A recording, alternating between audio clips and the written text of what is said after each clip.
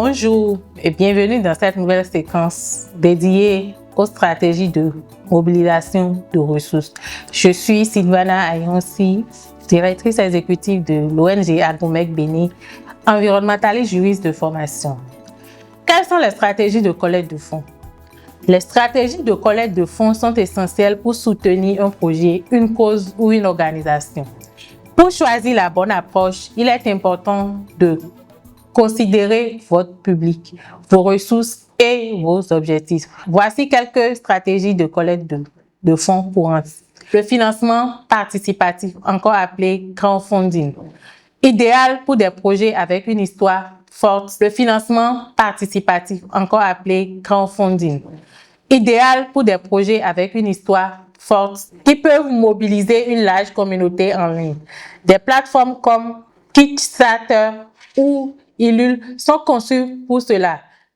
Les événements de collecte, l'organisation de galas, de concerts et même des ventes aux enchères silencieuses ou de courses caritatives peut générer des fonds importants tout en renforçant la communauté autour de votre cause. Le mécénat d'entreprise et les partenariats, c'est aussi une approche stratégique qui consiste à solliciter des entreprises pour obtenir un soutien financier ou en nature. Cela peut être une source de revenus stable et importante. Les subventions. Les organisations à but non lucratif peuvent solliciter des fonds auprès des fondations privées ou de gouvernements par le biais de demandes de subventions formelles. Les dons en ligne. La création d'une campagne de dons sur votre site web ou les réseaux sociaux permet également de collecter des fonds facilement et rapidement. Il est crucial d'avoir un appel à l'action clair et des arguments convaincants.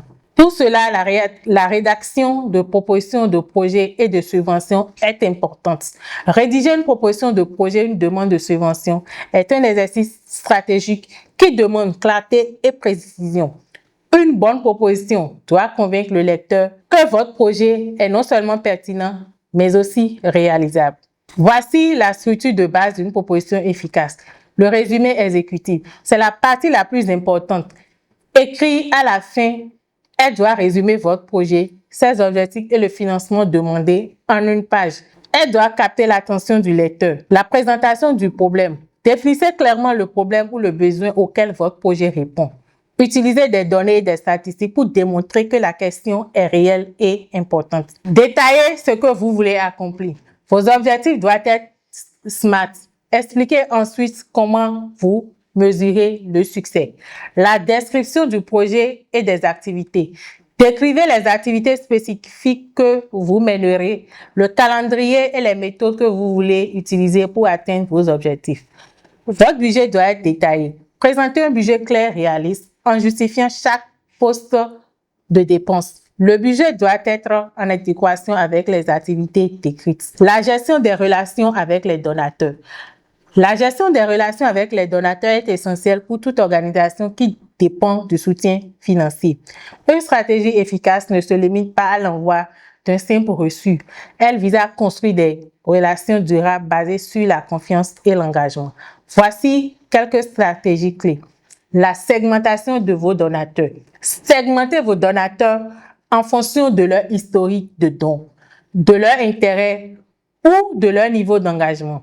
Cela vous permet de personnaliser vos communications et de leur envoyer des messages pertinents. Une communication transparente. Montrez aux donateurs l'impact concret de leur contribution.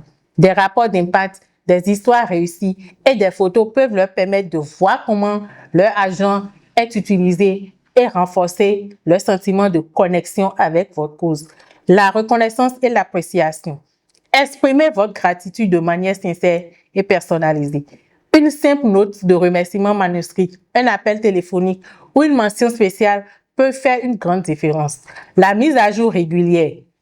Tenez vos donateurs informés de l'évolution de vos projets. Les newsletters, les courriels et les vidéos sont de bons moyens de les impliquer dans le processus et de les fidéliser. Le financement par des fondations privées. Le financement par des fondations privées est aussi une source de revenus stratégiques pour de nombreuses organisations. Contrairement aux dons individuels, il s'agit d'un processus formel qui demande une approche ciblée et une proposition bien structurée. Voici les étapes clés pour solliciter des fonds auprès des fondations privées. Recherche et identification. La première étape, c'est de trouver les fondations qui s'alignent avec la mission de votre organisation et votre projet. Utilisez les bases de données ou des annuaires de fondation pour identifier celles dont les domaines d'action et les critères correspondent au vote. Une bonne recherche est la clé d'une candidature réussie. La rédaction de la proposition. Une proposition doit être claire, concise et convaincante.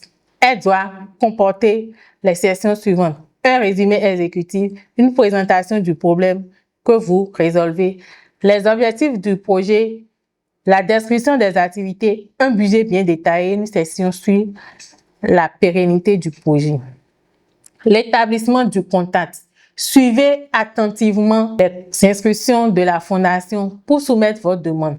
Certaines acceptent les candidatures spontanées, tandis que d'autres exigent une lettre d'intention ou un contact préliminaire avant de soumettre une proposition complexe. Le suivi. Après avoir envoyé votre proposition, respectez le calendrier de la fondation. Si votre projet est retenu, assurez-vous de fournir des rapports d'activité réguliers et de communiquer de manière transparente sur l'utilisation des fonds et les résultats obtenus. Les plateformes de financement participatif. Élaborer une stratégie de communication numérique efficace nécessite une planification minutieuse. Une bonne stratégie repose sur la définition claire de vos objectifs, l'identification de votre public cible, le choix des plateformes adaptées et la mise en place d'un calendrier éditorial. Voici les étapes pour y parvenir. Définissez vos objectifs. Identifiez votre public cible. À qui adressez-vous? Comprendre votre audience est essentiel. Créez des personnages pour mieux cerner leurs besoins, leurs habitudes en ligne et les plateformes qu'ils utilisent. Choisissez de bons canaux. Où se trouve votre public cible? Chaque plateforme a ses propres spécificités. Planifiez la fréquence et la nature de vos publications. Un calendrier bien structuré vous aidera à maintenir une présence régulière et pertinente en variant les formats, articles, vidéos, infographies. Définissez les indicateurs de performance, KPI. Comment allez-vous mesurer le succès de votre stratégie? Les indicateurs de performance peuvent inclure le taux d'engagement, le nombre de clics ou le taux de conversion. Les partenariats avec les entreprises, la RSE. Les partenariats avec les entreprises, notamment dans le cadre de leur responsabilité sociétale, sont aussi une source de soutien précieuse pour de nombreuses organisations. Ces collaborations ne se limitent pas à un simple don financier. Elles peuvent prendre plusieurs formes, chacune ayant ses propres avantages. Le mécénat financier, c'est la forme la plus courante. Une entreprise fait un don en espèces pour soutenir un projet ou une organisation. Cela permet d'obtenir un financement direct, mais ne crée pas toujours un lien fort entre les deux parties. Une entreprise met à disposition les compétences de ses employés, que ce soit en marketing, en communication, en informatique ou en comptabilité, etc., pour aider une autre organisation sur un projet spécifique. C'est un excellent moyen d'obtenir un soutien professionnel sans coût.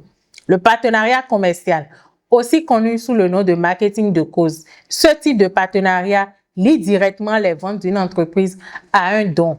Par exemple, l'entreprise s'engage à reverser une partie des profits d'un produit spécifique à votre cause. Le partenariat commercial, aussi connu sous le nom de marketing de cause. Ce type de partenariat lie directement les ventes d'une entreprise à un don. Par exemple, l'entreprise s'engage à verser une partie des profits d'un produit spécifique à votre cause. Le don en nature. Une entreprise fournit des produits, des services ou du matériel comme des ordinateurs, des fournitures de bureau ou même des locaux au lieu d'un don en espèces. Cela peut être utile pour réduire les coûts opérationnels. La diversification des sources de revenus. Il est important de diversifier ces sources de revenus. C'est aussi une stratégie cruciale pour assurer la stabilité financière et la croissance à long terme d'une organisation. En ne dépendant pas d'une seule source de financement, vous réduisez les risques et gagnez en résilience.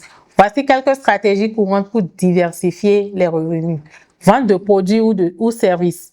Si vous êtes une organisation, une association, une entreprise, vous pouvez développer de nouveaux produits ou services liés à votre mission ou à votre domaine d'expertise. Par exemple, une association peut vendre des produits dérivés. Vous pouvez établir des partenariats et mécénats. Établissez des relations avec des entreprises qui partagent vos valeurs.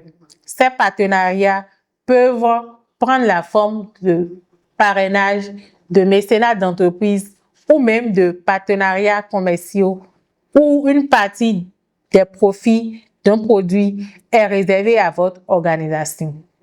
Subventions et financement public. Recherchez des subventions auprès d'organismes gouvernementaux, locaux ou nationaux dont la mission s'aligne avec la vôtre. Ce financement peut être une source de revenus stable. Campagne de collecte de fonds variées. Diversifiez vos efforts de collecte de fonds. Organisez des événements caritatifs. Lancez des campagnes de financement participatif et mettez en place des programmes de dons réguliers pour attirer différents types de donateurs. La création de plans de durabilité financière. Créer un plan de durabilité financière est essentiel pour assurer la suivi et la croissance à long terme d'une organisation. Un tel plan vous permet de ne pas réagir aux urgences, mais aussi de vous projeter vers l'avenir avec confiance. Voici les éléments clés d'un plan de durabilité financière. Analysez la situation actuelle. Commencez par une évaluation complète de vos finances. Examinez vos sources de revenus actuelles, vos dépenses et identifiez les dépendances. Cela vous donne un point de départ réaliste. Diversification des sources de revenus. Une des clés de la durabilité est de ne pas mettre tous ses œufs dans le même panier. Identifiez de nouvelles sources de revenus potentiels comme des produits, des services, des événements de collecte de fonds ou des subventions. Gestion des coûts et efficacité. Examinez vos dépenses et cherchez des moyens de les optimiser. Parfois, de petites réductions de coûts peuvent avoir un impact significatif sur votre stabilité financière. Création d'un fonds de réserve. Mettez en place un fonds d'urgence pour faire face aux imprévus. Ce fonds agit comme un coussin de sécurité qui protège votre organisation en cas de difficultés financières. Les événements de collecte de fonds. Les partenariats avec les entreprises, notamment dans le cadre de leur responsabilité sociale RSE, sont une source de soutien précieuse pour de nombreuses organisations. Ces collaborations ne se limitent pas à un simple don financier. Elles peuvent prendre plusieurs formes, chacune avec ses avantages. Voici les principaux types de partenariats financiers. Le mécénat financier, le mécénat de compétences, le partenariat commercial, le don en nature. Après l'obtention d'une subvention, il est important de rédiger un rapport de subvention. La rédaction d'un rapport de subvention est un exercice essentiel pour faire preuve de transparence et de responsabilité envers les donateurs. Un rapport bien structuré renforce la confiance et augmente vos chances de recevoir des financements futurs. Voici la structure de base d'un rapport de subvention efficace. En premier lieu, faites le résumé exécutif. C'est la première chose que le donateur lira. Il doit résumer les principales réalisations de votre projet, l'utilisation des fonds et l'impact que la subvention a eu, les activités et les résultats. C'est le cœur même de votre rapport. Décrivez de manière détaillée les activités que vous avez menées et les résultats concrets que vous avez obtenus. Utilisez des données, des statistiques et des exemples pour étayer vos affirmations. L'analyse et l'impact. Expliquez comment les résultats ont contribué à atteindre les objectifs initiaux de votre projet. Montrez clairement comment la subvention a aidé à résoudre le problème que vous aviez identifié. Les défis et les leçons apprises. Soyez transparent sur les obstacles que vous avez rencontrés. Expliquez comment vous les avez surmontés et ce que vous avez appris du processus. Cela montre votre capacité à vous adapter et à résoudre des problèmes. L'état financier. Incluez toujours un rapport financier clair qui détaille l'utilisation des fonds reçus. Assurez-vous que les chiffres correspondent au budget initial de votre proposition. Voilà ainsi donc présenté notre session sur la mobilisation des ressources. Merci de nous avoir suivis et à très bientôt pour une autre séquence.